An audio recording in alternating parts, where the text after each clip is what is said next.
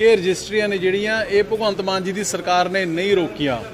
ਇਹ कोर्ट दे विच एक केस होया जिहदे विच हाई कोर्ट ने कहा कि एक पासे तां तुसीं पापरा एक्ट 1995 का बना रखिया है, दूसरे पासे तुसीं हर 2 साल 3 साल बाद जदों नोटां दी ते वोटां दी पुराने समय दी सरकारां नूं ते लीडरां नूं लोड़ हुंदी सीगी उदों रैगूलराइजेशन पॉलिसी लिआउंदे सीगे ते जिन्नियां इलीगल कंस्ट्रक्शनां हुंदियां सीगियां ਉਹ ਸਾਰਿਆਂ ਨੂੰ ਤੁਸੀਂ ਰੈਗੂਲਰਾਈਜ਼ ਕਰ ਦਿੰਦੇ ਸੀਗੇ। ਕੋਰਟ ਨੇ ਕਿਹਾ ਕਿ ਇੱਕ ਪਾਸੇ ਤੁਸੀਂ ਕਾਨੂੰਨ ਬਣਾ ਰੱਖਿਆ ਤੇ ਦੂਜੇ ਪਾਸੇ ਤੁਸੀਂ ਰੈਗੂਲਰਾਈਜੇਸ਼ਨ ਦੇ ਨਾਂ ਤੇ ਕਾਨੂੰਨ ਦੀਆਂ ਧੱਜੀਆਂ ਉਡਾ ਰਹੇ ਹੋ। ਉਸ ਚੱਕਰ ਦੇ ਵਿੱਚ ਪੰਜਾਬ ਸਰਕਾਰ ਦੇ ਦੋ ਜਿਹੜੇ ਪ੍ਰਿੰਸੀਪਲ ਸੈਕਟਰੀ ਸਾਹਿਬਾਨ ਨੇ ਉਹਨਾਂ ਨੂੰ ਐਫੀਡੇਵਿਟ ਦੇਣਾ ਪਿਆ ਕਿ ਅਸੀਂ ਇਹ ਇਲੀਗਲ ਕੰਸਟਰਕਸ਼ਨ ਨਹੀਂ ਅਲਾਉ ਕਰਾਂਗੇ, ਜਿਹਦੀ ਵਜ੍ਹਾ ਕਰਕੇ ਕੰਮ ਰੋਕਿਆ ਪਿਆ। ਹੁਣ ਉਹ ਜਿਹੜਾ ਰੁਕ ਗਿਆ, ਜਿਹੜੀ ਗੱਠ ਪੈ ਗਈ, ਉਹਨੂੰ ਖੋਲਣ ਦੇ ਵਿੱਚ ਸਰਕਾਰ ਪੂਰਾ ਸਵੇਰ ਤੋਂ ਸ਼ਾਮ ਤੱਕ ਲੱਗੀ ਹੋਈ ਹੈ। ਅਸੀਂ ਮੱਥਾ ਪਿੱਛੇ ਜਿਹੜੀ ਕਰ ਰਹੇ ਹਾਂ, ਹਰੇਕ ਸਟੇਕ ਹੋਲਡਰ ਦੇ ਨਾਲ ਗੱਲਬਾਤ ਕਰ ਰਹੇ ਹਾਂ। ਹੁਣ ਉਹਨਾਂ ਚੀਜ਼ਾਂ ਨੂੰ ਜਿਹੜੀਆਂ ਗੱਠਾਂ ਉਹਨਾਂ ਨੇ ਹੱਥ ਨਾਲ ਪਾਈਆਂ ਨੇ, ਮੂੰਹ ਨਾਲ ਭਗਵੰਤ ਮਾਨ ਜੀ ਦੀ ਸਰਕਾਰ ਖੋਲਣ ਲੱਗੀ ਹੋਈ ਹੈ। ਦੇਖੋ ਅੱਜ ਇੱਕ ਮੀਟਿੰਗ ਹੋਈ ਹੈ ਜਿਸ ਦੇ ਵਿੱਚ ਰੈਵਨਿਊ ਡਿਪਾਰਟਮੈਂਟ ਦੇ ਸੀਨੀਅਰ ਆਫੀਸਰ ਸਾਹਿਬਾਨ ਸੀਗੇ ਔਰ ਪੰਜਾਬ ਦੇ ਕੁਝ ਕੋਲੋਨਾਈਜ਼ਰਸ ਔਰ ਉਹਨਾਂ ਦੀ ਐਸੋਸੀਏਸ਼ਨ ਦੇ ਸਾਥੀ ਸੀਗੇ। 2-3 ਇਸ਼ੂ ਸੀਗੇ ਜਿਹੜੇ ਰਜਿਸਟਰੀਆਂ ਰੁਕੀਆਂ ਪਈਆਂ ਨੇ, ਇੱਕ ਤਾਂ ਜਿਹੜੇ ਐਨਓਸੀਜ਼ ਦੀ ਵਜ੍ਹਾ ਕਰਕੇ ਔਰ ਇੱਕ ਜਿਹੜੇ ਕੋਈ ਕਲੈਕਟਰੇਟਸ ਦਾ ਇਸ਼ੂ ਸੀਗਾ, ਉਹਦੇ ਬਾਰੇ ਡਿਟੇਲ ਦੇ ਵਿੱਚ ਡਿਸਕਸ਼ਨ ਹੈ ਜਿਹੜੀ ਉਹ ਹੋਈ ਹੈ। ਔਰ ਬੜੀ ਜਲਦੀ ਹੀ, ਕਿਉਂਕਿ ਇਹ ਸਾਰੀ ਪ੍ਰੋਬਲਮ ਇਸ ਕਰਕੇ ਆਈ ਹੈ ਪੰਜਾਬ ਦੇ ਵਿੱਚ ਕਿਉਂਕਿ ਪਿਛਲੇ ਸਮੇਂ ਦੇ ਵਿੱਚ ਲੰਬਾ ਸਮਾਂ ਪਿਛਲੀਆਂ ਸਰਕਾਰਾਂ ਨੇ ਜਿਹੜੇ ਆਥੋਰਾਈਜ਼ਡ ਕਲੋਨੀਆਂ ਸੀਗੀਆਂ, 1 ਨੰਬਰ ਦਾ ਕੰਮ ਕਰਨ ਵਾਲੇ, 1 ਨੰਬਰ ਦੀ ਸਾਫ਼ ਸੁਥਰੀ ਡਿਵੈਲਪਮੈਂਟ ਕਰਨ ਵਾਲੇ ਜਿਹੜੇ ਕੋਲੋਨਾਈਜ਼ਰ ਸੀਗੇ, ਸਰਕਾਰ ਨੇ ਉਹਨਾਂ ਨੂੰ ਸਨੱਬ ਕੀਤਾ ਤੇ ਉਹਨਾਂ ਨੂੰ ਧੱਕਿਆ ਗਿਆ ਅਨਆਥੋਰਾਈਜ਼ਡ ਇਲੀਗਲ ਕਲੋਨੀਆਂ ਦੇ ਵੱਲ, ਕਿਉਂਕਿ ਸਮੇਂ ਦੀਆਂ ਸਰਕਾਰਾਂ ਦੇ ਲੀਡਰ, ਸਿਆਸੀ ਲੋਕ, ਉਹਨਾਂ ਦੇ ਆਪਣੇ ਇੰਟਰਸਟ ਨੇ ਜਿਹੜੇ ਉਹ ਇਸ ਧੰਦੇ ਦੇ ਵਿੱਚ ਬਣ ਚੁੱਕੇ ਸੀਗੇ, ਜਿਹਦੀ ਵਜ੍ਹਾ ਕਰਕੇ ਅੱਜ ਹਾਲਾਤ ਇਹ ਬਣੇ ਪਏ ਨੇ ਪੰਜਾਬ ਦੇ ਵਿੱਚ ਕਿ 14,000 ਅਨਆਥੋਰਾਈਜ਼ਡ ਕਾਲੋਨੀਜ਼ ਨੇ ਜਿਹੜੀਆਂ ਉਹ ਬਣ ਗਈਆਂ। ਇੱਕ ਕੰਕਰੀਟ ਅਨਰੈਗੂਲੇਟਡ ਜੰਗਲ ਹੈ ਜਿਹੜਾ ਉਹ ਪੰਜਾਬ ਦੇ ਵਿੱਚ ਖੜਾ ਹੋ ਗਿਆ। ਕਈ ਜਗ੍ਹਾ ਤੇ ਤਾਂ ਇਹੋ ਜਿਹਾ ਵੀ ਦੇਖਣ ਨੂੰ ਮਿਲਿਆ ਕਿ ਜਿੱਥੇ ਕਿਤੇ ਕੋਈ ਫਾਇਰ ਟ੍ਰੈਜਡੀ ਉੱਥੇ ਫਾਇਰ ਬ੍ਰਿਗੇਡ ਵੀ ਨਹੀਂ ਪਹੁੰਚ ਸਕਦੀ ਹੈਗੀ। ਸੋ ਇਹਨਾਂ ਸਾਰੀਆਂ ਚੀਜ਼ਾਂ ਦੇ ਉੱਪਰ ਡਿਟੇਲਡ ਡਿਸਕਸ਼ਨ ਹੈ ਜਿਹੜੀ ਉਹ ਪਹਿਲਾਂ ਵੀ ਸੀਐਮ ਸਾਹਿਬ ਦੇ ਆਦੇਸ਼ਾਂ ਮੁਤਾਬਕ ਪਹਿਲਾਂ ਵੀ ਸਾਡੇ ਤਿੰਨੇ ਡਿਪਾਰਟਮੈਂਟ, ਸਾਡਾ ਹਾਊਸਿੰਗ ਦਾ ਡਿਪਾਰਟਮੈਂਟ, ਲੋਕਲ ਗਵਰਨਮੈਂਟ ਔਰ ਰੈਵਨਿਊ, ਉਹਦੇ ਉੱਪਰ ਡਿਟੇਲ ਡੈਲੀਬਰੇਸ਼ਨ ਜਿਹੜੀਆਂ ਉਹ ਕਰ ਚੁੱਕੇ ਨੇ।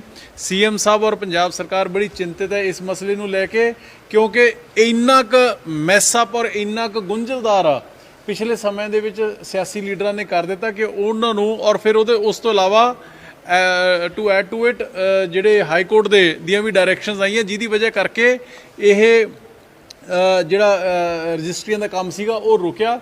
ਕਿਉਂਕਿ ਜੋ ਪਿਛਲੇ ਸਮੇਂ ਦੇ ਵਿੱਚ ਪਾਲਿਸੀਜ਼ ਆਈਆਂ ਉਹ ਸਿੱਧਾ ਪਾਪਰਾ ਐਕਟ 1995 ਦਾ ਉਹਦਾ ਸਿੱਧਾ ਉਲੰਘਣਾ ਸੀਗਾ, ਜਿਹਦੀ ਵਜ੍ਹਾ ਕਰਕੇ ਪੰਜਾਬ ਸਰਕਾਰ ਨੂੰ, ਭਗਵੰਤ ਮਾਨ ਜੀ ਦੀ ਸਰਕਾਰ ਨੂੰ ਮਜਬੂਰਨ ਇਹ ਜਿਹੜਾ ਫੈਸਲਾ ਲੈਣਾ ਪਿਆ, ਜਿਹਦੀ ਵਜ੍ਹਾ ਕਰਕੇ ਅੱਜ ਜਿਹੜਾ ਐਨਓਸੀਜ਼ ਦਾ ਰਜਿਸਟਰੀਆਂ ਦਾ ਕੰਮ ਹੈ ਜਿਹੜਾ ਉਹ ਰੁਕਿਆ। ਪਰ ਬੜੀ ਜਲਦੀ ਹੀ ਮਾਨ ਸਾਹਿਬ ਦੇ ਆਦੇਸ਼ਾਂ ਮੁਤਾਬਕ ਬੜੀ ਜਲਦੀ ਹੀ ਇੱਕ ਕੰਪਰੀਹੈਂਸਿਵ ਪਾਲਿਸੀ ਹੈ ਜਿਹੜੀ ਉਹ ਸਰਕਾਰ ਲੈ ਕੇ ਆਏਗੀ, ਜਿਹਦੇ ਤਹਿਤ ਇਲੀਗਲ ਅਨਆਥੋਰਾਈਜ਼ਡ ਕਾਲੋਨੀਆਂ ਜਿਹੜੀਆਂ ਉਹਨਾਂ ਨੂੰ ਅੱਗੇ ਵਾਸਤੇ ਪੰਜਾਬ ਦੇ ਵਿੱਚ ਡਿਵੈਲਪ ਨਹੀਂ ਹੋਣ ਦਿੱਤਾ ਜਾਊਗਾ।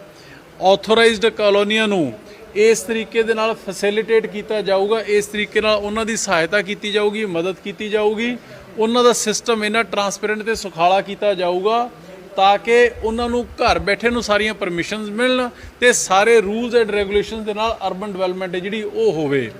ਇੱਕ ਇਹ, ਔਰ ਦੂਸਰਾ ਜਿਹੜਾ ਕੁਝ ਸਾਡੇ ਸਾਥੀ ਆਏ ਸੀਗੇ ਜਿਨ੍ਹਾਂ ਨੇ ਸਰਕਲ ਰੇਟ ਨੇ ਜਿਹੜੇ ਉਹਨਾਂ ਦੀ ਗੱਲ ਕੀਤੀ ਹੈ, ਉਹਦੇ ਬਾਰੇ ਉਹਨਾਂ ਦੀ ਗੱਲ ਹੈ ਜਿਹੜੀ ਉਹ ਅਸੀਂ ਸੁਣ ਲਈ ਹੈ ਤੇ ਸੀਐਮ ਸਾਹਿਬ ਨਾਲ ਇੱਕ ਅੱਧੇ ਦਿਨ ਦੇ ਵਿੱਚ ਉਹਨਾਂ ਨਾਲ ਵਿਚਾਰ ਵਟਾਂਦਰਾ ਕਰਕੇ, ਵੈਸੇ ਕੰਮ ਉਹ ਰੈਵਨਿਊ ਡਿਪਾਰਟਮੈਂਟ ਦਾ ਤੇ ਉਹਨਾਂ ਨਾਲ ਗੱਲਬਾਤ ਕਰਕੇ ਸੀਐਮ ਸਾਹਿਬ ਦੇ ਨਾਲ ਉਹਦੇ ਬਾਰੇ ਵੀ ਜਲਦੀ ਫੈਸਲਾ ਜਿਹੜਾ ਉਹ ਲਿਆ ਜਾਏਗਾ। ਇਹ ਜਿਹੜਾ ਇਸ਼ੂ ਹੈ ਇਹ ਬੇਸਿਕਲੀ ਡਿਪਟੀ ਕਮਿਸ਼ਨਰਸ ਦਾ ਕਲੈਕਟਰਸ ਤੱਕ ਹੁੰਦਾ ਹੈ, ਪਰ ਇਹ ਵੀ ਜਿਹੜਾ ਉਹਨਾਂ ਦੀ ਕੋਈ ਪ੍ਰੋਬਲਮ ਆਈ ਹੈ ਇਹਦੇ ਬਾਰੇ ਸੀਐਮ ਸਾਹਿਬ ਨਾਲ ਚਰਚਾ ਕਰਕੇ ਅਸੀਂ ਪੰਜਾਬ ਸਰਕਾਰ, ਭਗਵੰਤ ਮਾਨ ਜੀ ਸਰਕਾਰ ਦੀ ਵਿਜ਼ਨ ਹੈ ਜਿਹੜੀ ਉਹ ਬੜੀ ਕਲੀਅਰ ਹੈ ਕਿ ਆਮ ਲੋਕ ਨੇ ਜਿਹੜੇ ਆਪਣੇ ਕਿਹਾ ਜਾਂਦਾ ਹੈ ਕਿ ਘਰ ਤਾਂ ਸਾਰੀ ਜ਼ਿੰਦਗੀ 'ਚ ਇੱਕ ਵਾਰੀ ਬੜੀ ਮੁਸ਼ਕਿਲ ਨਾਲ ਬਣਦਾ ਹੈ ਜੀ। ਨਾ ਸਰਕਾਰ ਵੱਲੋਂ, ਨਾ ਕੋਲੋਨਾਈਜ਼ਰ ਵੱਲੋਂ, ਨਾ ਕਿਸੇ ਦਫ਼ਤਰ ਜਾਂ ਅਧਿਕਾਰੀ ਵੱਲੋਂ ਕਿਸੇ ਤਰੀਕੇ ਦੀ ਦਿੱਕਤ ਨਾ ਰਹੇ ਐਂਡ ਯੂਜ਼ਰ ਨੂੰ। ਤੇ ਜਦੋਂ ਉਹਨਾਂ ਨੂੰ ਨਹੀਂ ਰਹੂਗੀ ਤੇ ਸਾਫ਼ ਸੁਥਰਾ ਕੰਮ ਕਰਨ ਵਾਲੇ ਕੋਲੋਨਾਈਜ਼ਰ ਨੇ, ਜਿਹੜੇ ਇੱਕ ਨੰਬਰ ਦਾ ਕੰਮ ਕਰਨ ਵਾਲੇ ਨੇ, ਆਥੋਰਾਈਜ਼ਡ ਕਲੋਨੀਆਂ ਕੱਟਣ ਵਾਲੇ ਨੇ, ਉਹਨਾਂ ਦੀਆਂ ਮੁਸ਼ਕਲਾਂ ਵੀ ਸਰਕਾਰ ਹੱਲ ਕਰੇਗੀ। ਪਰ ਅਨਆਥੋਰਾਈਜ਼ਡ ਜਿਹੜਾ ਕੰਮ ਹੁਣ ਲੰਬੇ ਸਮੇਂ ਤੋਂ ਚੱਲ ਰਿਹਾ ਸੀਗਾ ਉਹਦੇ ਉੱਪਰ ਪੂਰਨ ਤੌਰ ਦੇ ਉੱਪਰ ਪਾਬੰਦੀ ਹੈ। ਜਿਹੜਾ ਜਿਨ੍ਹਾਂ ਦੀਆਂ ਰਜਿਸਟਰੀਆਂ ਨਹੀਂ ਹੋ ਪਾ ਰਹੀਆਂ, ਲਾਲ ਲਕੀਰ ਵਾਲੇ ਜਿਹੜੇ ਮਕਾਨ ਨੇ ਸਰ, ਲਾਲ ਲਕੀਰ ਦਾ ਹਾਂਜੀ, ਜਿਨ੍ਹਾਂ ਦੀਆਂ ਰਜਿਸਟਰੀਆਂ ਨਹੀਂ ਹੋ ਪਾ ਰਹੀਆਂ ਜਾਂ ਐਨਓਸੀ ਨਹੀਂ ਮਿਲ ਪਾ ਰਹੀ, ਕਿਦੋਂ ਤੱਕ ਉਮੀਦ ਕਰਨ ਦੀ ਮਸਲਾ ਹੱਲ ਹੋ ਜਾਏਗਾ? ਇਹ ਦੇਖੋ ਜਿਹੜਾ ਡਰਾਫਟ ਹੈ ਉਹ ਥੋੜੇ ਦਿਨਾਂ ਦੇ ਵਿੱਚ ਹੀ 5-7 ਦਿਨਾਂ ਦੇ ਵਿੱਚ ਹੀ ਇਹ ਡਰਾਫਟ ਤਿਆਰ ਹੋ ਜਾਏਗਾ ਔਰ ਸੀਐਮ ਸਾਹਿਬ ਦੇ ਨਾਲ ਫਿਰ ਡਿਸਕਸ ਕਰਕੇ ਇਹਨਾਂ ਦੀ ਜਿਹੜੇ ਕੋਲੋਨਾਈਜ਼ਰਸ ਨੇ ਉਹਨਾਂ ਨਾਲ ਵੀ ਡਿਸਕਸ਼ਨ ਅਸੀਂ ਕਰਕੇ, ਦੇਖੋ ਜਿਹੜੇ ਬੰਦੇ ਦੀ ਪ੍ਰੋਬਲਮ ਹੁੰਦੀ ਹੈ ਉਹਦੇ ਕੋਲ ਹੀ ਸਭ ਤੋਂ ਵਧੀਆ ਸੋਲੂਸ਼ਨ ਹੁੰਦਾ ਹੈ। ਹਫਤੇ 10 ਦਿਨਾਂ ਦੇ ਵਿੱਚ ਇਹ ਆਈ ਥਿੰਕ ਕਾਫੀ ਕਲੈਰਿਟੀ ਜਿਹੜੀ ਇਹਦੇ ਉੱਪਰ ਅਸੀਂ ਤੁਹਾਨੂੰ ਦੇ ਸਕਾਂਗੇ। ਸਰ ਜਿਹੜੇ ਲਾਲ ਪਹਿਲੇ ਮਕਾਨ ਨੇ ਉਹਨਾਂ ਦੇ ਵਿੱਚ ਵੀ ਕਾਫੀ ਸਮੱਸਿਆਵਾਂ ਨੇ। ਜਿਸ ਤਰੀਕੇ ਨਾਲ ਇੱਕ ਵੱਡੀ ਕਾਰਵਾਈ ਕੀਤੀ ਗਈ ਹੈ ਨੋਇਡਾ ਦੇ ਵਿੱਚ, ਤਾਂ ਪੰਜਾਬ ਦੇ ਵਿੱਚ ਵੀ ਐਸੀਆਂ ਬਹੁਤ ਸਾਰੀਆਂ ਬਿਲਡਿੰਗਸ ਹੈਗੀਆਂ ਜਿਹੜੀਆਂ ਅਨਆਥੋਰਾਈਜ਼ਡ ਬਣੀਆਂ ਹੋਈਆਂ, ਉਹਨਾਂ ਤੇ ਵੀ ਕੋਈ ਇਸ ਤਰੀਕੇ ਦੀ ਕਾਰਵਾਈ ਹੋ ਸਕਦੀ ਹੈ ਜਿਵੇਂ ਦਿੱਲੀ ਦੇ? ਦੇਖੋ ਇਸ ਤਰ੍ਹਾਂ ਹੈ ਕਿ ਮੈਂ ਤੁਹਾਡੀ ਗੱਲ ਦੇ ਨਾਲ ਸਹਿਮਤ ਹਾਂ, ਕਿਉਂਕਿ ਮੈਂ ਤਾਂ ਖੁਦ ਆਪ ਕਹਿ ਰਿਹਾ ਕਿ ਪਿਛਲੀਆਂ ਸਰਕਾਰਾਂ ਦੇ ਲੀਡਰਾਂ ਨੇ ਇੱਕ ਤਰੀਕੇ ਦਾ ਇੱਕ ਲੈਂਡ ਮਾਫੀਆ ਬਣਾ ਕੇ ਜਿਹਨਾਂ ਲੀਡਰਾਂ ਦੇ ਆਪ ਦੇ ਇੰਟਰਸਟ ਪੈਦਾ ਹੋ ਗਏ। ਇਲੀਗਲ ਕੋਲੋਨਾਈਜੇਸ਼ਨ ਹੈ ਜਿਹੜੀ ਉਹ ਇੰਨੀ ਜ਼ਿਆਦਾ ਹੋ ਚੁੱਕੀ ਕਿ ਉਹ ਇੱਕ ਅਰਬਨ ਕੰਕਰੀਟ ਜੰਗਲ ਦੇ ਰੂਪ ਵਿੱਚ ਕਨਵਰਟ ਹੋ ਚੁੱਕਿਆ। ਹੁਣ ਉਹਨਾਂ ਚੀਜ਼ਾਂ ਨੂੰ ਜਿਹੜੀਆਂ ਗੱਠਾਂ ਉਹਨਾਂ ਨਾਲ ਹੱਥ ਨਾਲ ਪਾਈਆਂ ਨੇ, ਮੂੰਹ ਨਾਲ ਭਗਵੰਤ ਮਾਨ ਜੀ ਦੀ ਸਰਕਾਰ ਖੋਲਣ ਲੱਗੀ ਹੋਈ ਹੈ। ਹੁਣ ਇਹਦੇ ਉੱਪਰ ਕਿਸੇ ਡੈਮੋਲੀਸ਼ਨ ਹੁੰਦੀ ਹੈ ਨਹੀਂ ਹੁੰਦੀ ਹੈਗੀ, ਇਹ ਵੀ ਜਿਹੜੇ ਟਵਿਨ ਟਾਵਰਸ ਦੀ ਤੁਸੀਂ ਗੱਲ ਕਰਦੇ ਹੋ ਇਹ ਸੁਪਰੀਮ ਕੋਰਟ ਦੇ ਆਰਡਰਸ ਦੇ ਉੱਪਰ ਹੋਈ ਹੈ। ਜੇ ਕੋਈ ਇਸ ਤਰੀਕੇ ਦੀ ਕੋਈ ਹੈ ਤਾਂ ਦੇਖੋ ਸਰਕਾਰ ਦਾ ਆਪਣਾ ਇੱਕ ਲਿਮਿਟਿਡ ਮੈਂਡੇਟ ਹੁੰਦਾ ਹੈ। ਹੁਣ ਉਹਦੇ ਹਰ ਜਗ੍ਹਾ ਨਾ ਤਾਂ ਸਰਕਾਰ ਅਲਾਓ ਕਰ ਸਕਦੀ ਹੈ ਕਿ ਹਾਂ ਤੁਸੀਂ ਜਿੱਥੇ ਮਰਜ਼ੀ ਕੰਧਾਂ ਕੱਢ ਲਓ, ਜਿੱਥੇ ਮਰਜ਼ੀ ਕੰਸਟਰਕਸ਼ਨ ਕਰ ਲਓ, ਨਾ ਹੀ ਹਰ ਜਗ੍ਹਾ ਸਰਕਾਰ ਬੁਲਡੋਜ਼ਰ ਲੈ ਕੇ ਪਹੁੰਚ ਸਕਦੀ ਹੈ।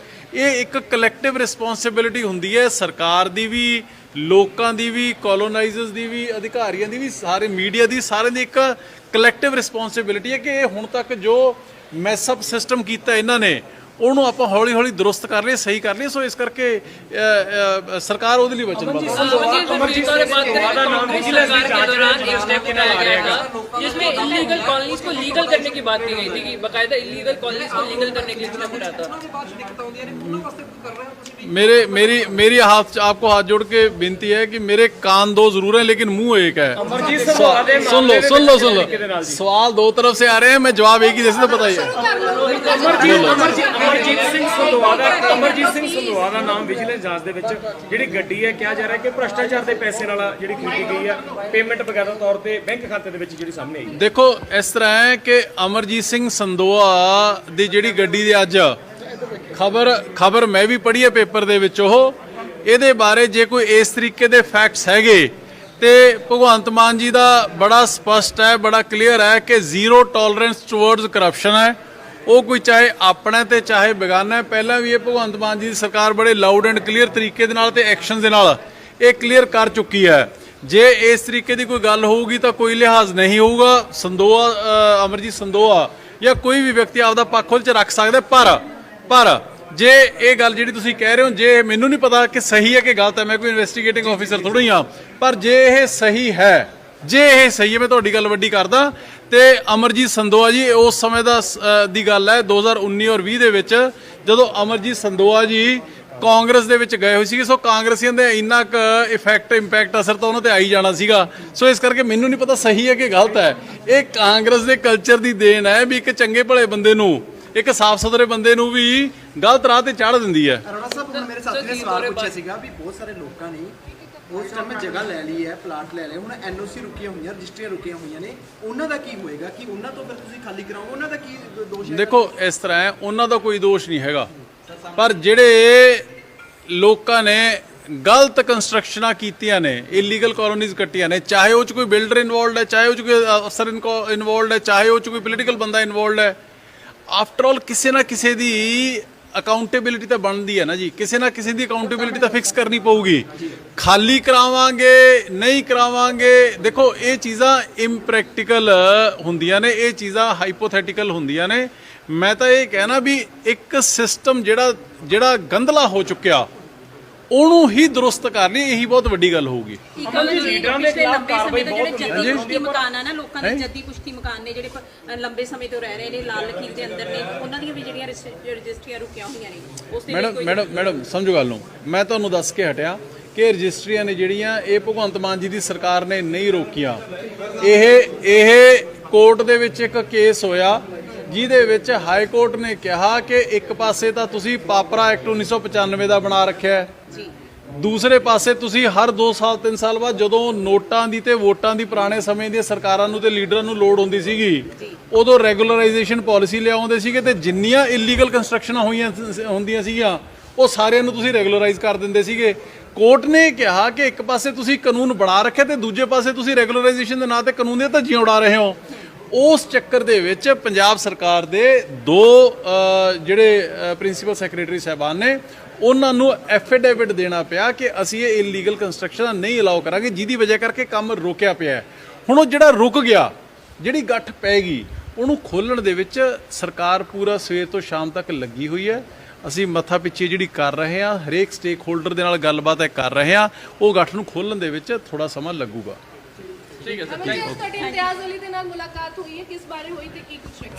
ਦੇਖੋ ਇਸ ਤਰ੍ਹਾਂ ਹੈ ਕਿ ਇਮਤਿਆਜ਼ ਅਲੀ ਜੀ ਉਹਨਾਂ ਦਾ ਆਪਣੇ ਫੀਲਡ ਦੇ ਵਿੱਚ, ਬਾਲੀਵੁੱਡ ਦੇ ਵਿੱਚ, ਫਿਲਮ ਇੰਡਸਟਰੀ ਦੇ ਵਿੱਚ as a writer, as a director ਉਹਨਾਂ ਦਾ ਬਹੁਤ ਵੱਡਾ ਨਾਮ ਹੈ। ਉਹਨਾਂ ਨੇ ਬੜੀਆਂ ਕਾਮਯਾਬ ਫਿਲਮਾਂ ਨੇ ਜਿਹੜੀਆਂ ਉਹ ਦਿੱਤੀਆਂ ਨੇ।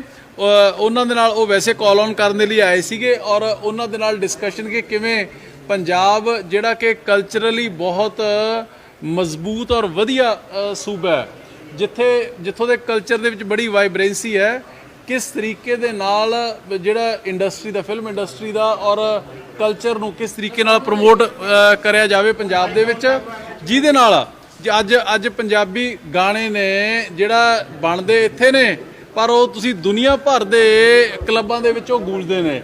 ਸੋ ਇਸ ਕਰਕੇ ਇਸ ਚੀਜ਼ ਨੂੰ, ਕਿਉਂਕਿ ਭਗਵੰਤ ਮਾਨ ਜੀ ਖੁਦ ਆਪ ਕਲਚਰ ਨੂੰ ਬਹੁਤ ਜ਼ਿਆਦਾ ਪਿਆਰ ਔਰ ਪ੍ਰਮੋਟ ਕਰਦੇ ਨੇ, ਉਹਨਾਂ ਦਾ ਖੁਦ ਦਾ ਬੈਕਗ੍ਰਾਉਂਡ ਹੈ ਜਿਹੜਾ ਉਹ ਕਣ ਹੈ ਜਿਹੜਾ ਉਹ ਕਲਚਰ ਦੇ ਨਾਲ ਜੁੜਿਆ ਹੋਇਆ। ਸੋ ਇਸ ਕਰਕੇ ਉਹਨੂੰ ਕਿਵੇਂ ਪ੍ਰਮੋਟ ਕੀਤਾ ਜਾ ਸਕਦਾ ਪੰਜਾਬ ਨੂੰ, ਜਿਹਦੇ 'ਚ ਐਮਪਲੋਇਮੈਂਟ ਜਨਰੇਸ਼ਨ ਵੀ ਹੋਣੀ ਹੈ, ਰੈਵਨਿਊ ਜਨਰੇਸ਼ਨ ਵੀ ਹੋਣਾ ਹੈ, ਉਹਦੇ ਬਾਰੇ ਡਿਸਕਸ਼ਨ ਜਿਹੜੀਆਂ ਹੋਈਆਂ ਨੇ ਤੇ ਆਉਣ ਵਾਲੇ ਸਮੇਂ 'ਚ ਹੋਰ ਡਿਸਕਸ਼ਨ ਜਿਹੜੀਆਂ ਉਹ ਸੀਐਮ ਸਾਹਿਬ ਦੇ ਨਾਲ ਵੀ ਹੋਣਗੀਆਂ। ਪੰਜਾਬ ਦਾ ਖੇਡ ਮੇਲਾ ਅੱਜ ਤੋਂ ਸ਼ੁਰੂ ਹੋਣ ਜਾ ਰਿਹਾ ਹੈ ਔਰ ਗੱਲ ਹੋਈ ਸੀਗੀ ਕਿ ਵਿਧਾਇਕ ਨੇ ਜਿਹੜੇ ਉਹ ਵੀ ਹਿੱਸਾ ਲੈ ਸਕਦੇ ਨੇ, ਤੁਸੀਂ ਕਿਹੜੇ ਖੇਡ 'ਚ ਨਜ਼ਰ ਆਉਣ ਵਾਲੇ?